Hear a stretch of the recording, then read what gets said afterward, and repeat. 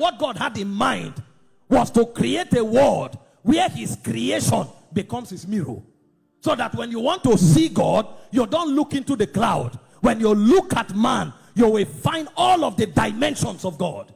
He wanted the invincible God to become visible, the intangible God to become tangible, the unknowable God to become knowable.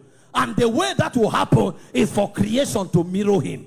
That's why when he made man in Genesis 1:26, he said, let us make man in our own image, after our likeness, let them have dominion. When you see this man, is the image of God you will see. So anytime man appears, God is not in doubt. So that the greatest witness of the existence of God is the emergence of a man. When Adam walked through the garden, Adam was supposed to be the complete reflection of the possibilities of divinity.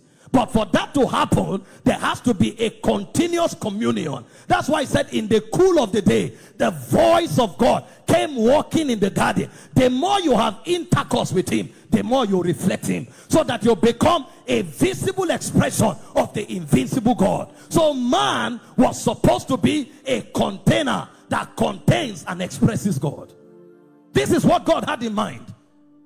I am too big for my fullness to come into creation. If God steps into this creation in his fullness, creation will dematerialize.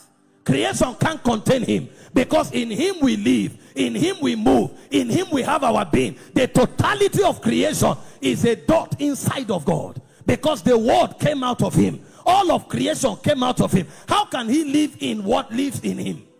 So God needed a technology that can accommodate him. It's like compressing his dimension and having his dimension fit into a technology that could host his fullness.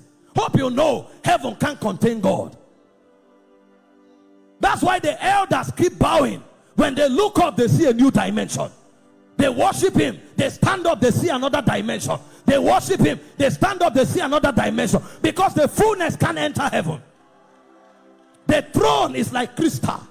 When John saw the one sitting on the throne, he said it was covered with crystals, jasper, sardine. What does crystal do? To refract and to reflect light. And God is light.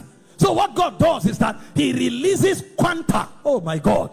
He releases packets of light into the throne. So the throne reflects dimension. And so for billions of aeons, it was dimension, packets that were coming into heaven.